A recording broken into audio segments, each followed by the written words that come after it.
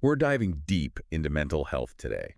Which is something people are finally talking about more openly, right? Mhm. I mean, we see celebrities and athletes opening up, which is amazing. Yeah. But, and this is what's got me thinking, awareness doesn't always mean we truly get it, you know? You're absolutely right. Like this article, Mental Health, the Importance of Conversations and Personal Stories, it made me wonder, how do we bridge that gap between knowing and actually understanding? Well, I think you've hit the nail on the head.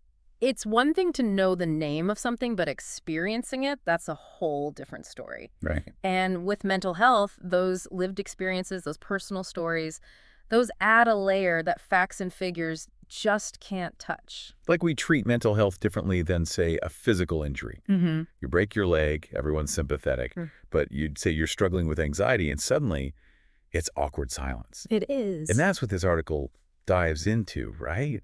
Why those open conversations are so important, not just for us individually, but for everyone. Because, and wouldn't you agree with this, silence creates misunderstandings. Absolutely.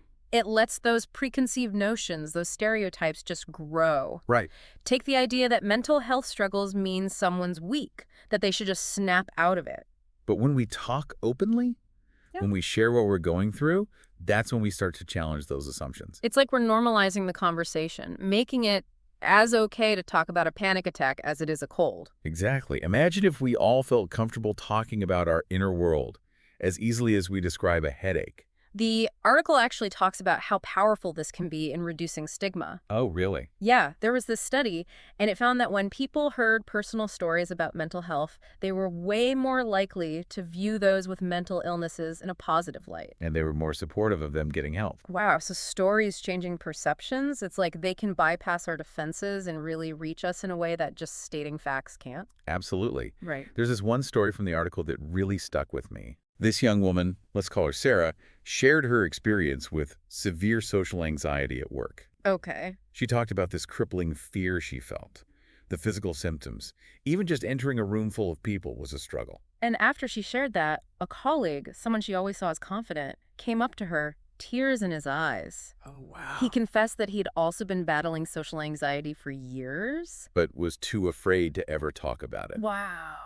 It's amazing how one story can just break down those walls we build up around ourselves, you know? It's so true. And it reminds us that we're all dealing with something, even if we don't show it.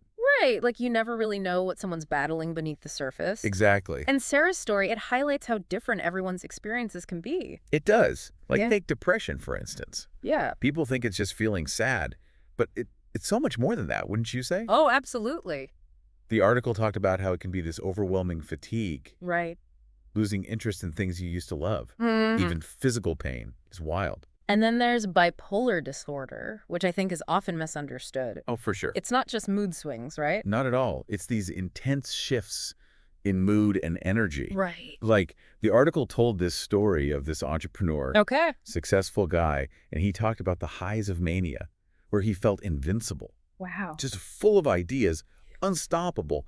But then the lows would hit, and he'd be completely unable to function. It's like these stories help us see the human beings behind the labels, you know? Absolutely. They remind us that mental health doesn't care who you are, Right. age, job, background, none of it matters. It's like that saying, you can't be what you can't see. Yes. If we only ever see a certain type of person struggling, it's easy to think, well, that's not me. Exactly. But when we hear a wider range of experiences, it helps us recognize the signs in ourselves and others. Precisely. Uh. And we can't forget how powerful stories are for giving hope. That's something that really struck me while reading this, for sure. There's pain, there's struggle, but there's also this incredible strength to keep going. It's that resilience. Yes, finding the light even when it feels impossible. It reminds me of that Viktor Frankl quote Oh, yeah. about how man's search for meaning is the primary motivation in his life. Like, even in the toughest times, we can find meaning. Wow. We can choose hope, and that's powerful stuff. It is, and when we hear those stories of recovery, of people coming out stronger on the other side, it gives us permission to believe we can, too. It's like those stories become a lifeline, you know? They do. A reminder that we're not alone in those rough waters. That makes you think, right? We talk about finding hope, and sometimes those most inspiring stories come from right within our own lives. It's true, isn't it? Yeah. It makes you realize how important self-compassion is. Mm-hmm.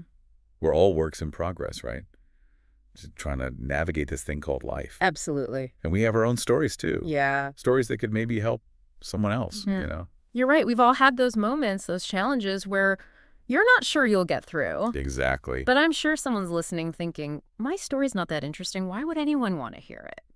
It's funny how we do that. To Yeah. think our experiences have to be extraordinary to be worth sharing. Yeah. But sometimes it's the simple things, the relatable stuff, that really connects with people. Oh, definitely. Like just hearing someone say, hey, I get it.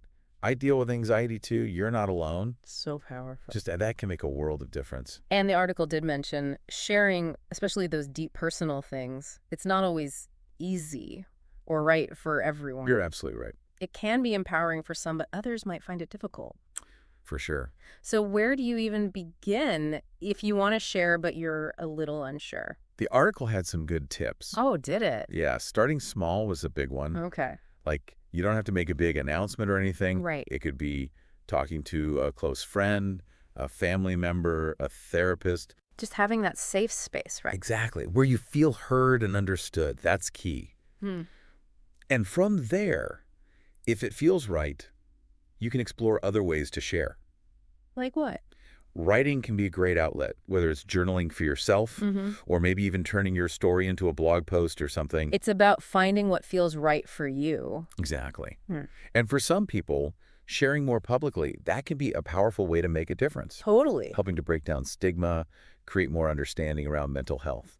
Like we were talking about earlier, finding meaning, right? Yes. Turning those tough experiences into something positive, something that can help others. Beautifully said.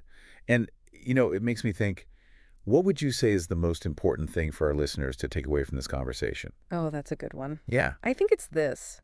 We all have a story, and those stories have power. They can connect us, inspire us, even help us heal. So whether you share your story with just one person or with the whole world, know that it matters. You're not alone, and your voice can truly make a difference.